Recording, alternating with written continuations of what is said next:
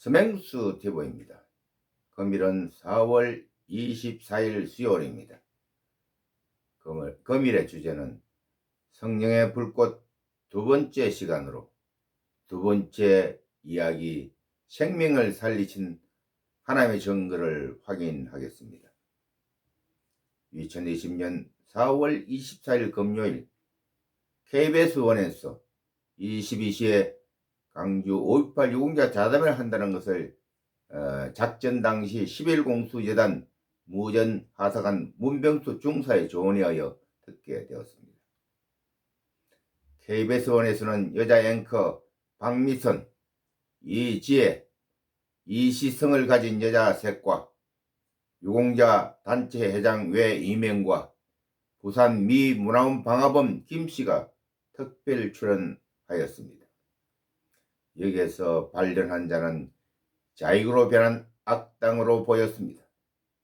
우리들은 이와 같은 자들을 색출하여 다시는 그와 같은 연예인이 나오지 않게 해야 할 것입니다. 유공자들은 나오자마자 거짓말을 했습니다. 그 내용은 이러합니다. 유공자 해제하는 자가 유공자는 정부에서 보상금 4,300만 원 외에는 일절 받지 않고 있습니다 하고 말하고 있었습니다. 돈을 받지 않았다는 거짓말을 하더구만요. 이 뻔뻔한 거짓말이 국민들에게 대놓고 말하고 있으니 들을 수밖에 없지 않습니까? 좌익 공산당의 거짓은 정말 역겨운 것입니다. 그래서 저 혼자 괌치며 말했죠. 그럼 450만 원까지 받는 놈은 어떤 놈이 받는 거야? 유공자도 7,023명으로 국민의 세금을 빼먹고 있습니다. 실제 총성으로 죽은 자는 140명인데 말입니다. 나라가 망할 수밖에 없는 처지인 것을 아시리라 믿습니다.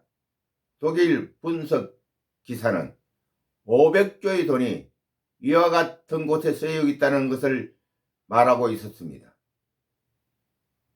나라를 망하게 하는 자의 자익 공산당입니다. 반박 유튜브를 만들고 난 다음 하나님께 결과보고를 한다고 자리에 앉았습니다. 눈을 감았는데 영상이 보이는 것이 아니겠습니까? 저의 좌측에 세 사람의 탈을 선뜻한 괴한이 그만하게 손을 꼬고 나를 노려보는 영상이었습니다. 누가 봐도 마귀라고 생각했을 겁니다. 방 안인데 앞쪽은 방 안의 온도이나 등 쪽은 무덤 속에 서늘한 온도가 느껴졌으며 그들은 분명 마귀였습니다. 그러나 나는 두려움이 전혀 없었습니다. 그래, 너희들이 나를 잡으러 왔다는 것인데 한번 해봐라 하고 쳐다보고 있었습니다. 그런데 갑자기 주위에는 빛이 환하게 비치고 꽃밭이 만들어지는 것이 아니겠습니까?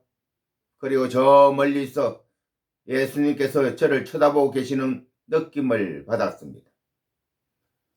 그러나 심각한 상황이라는 것을 전혀 인지 못하고 있었습니다.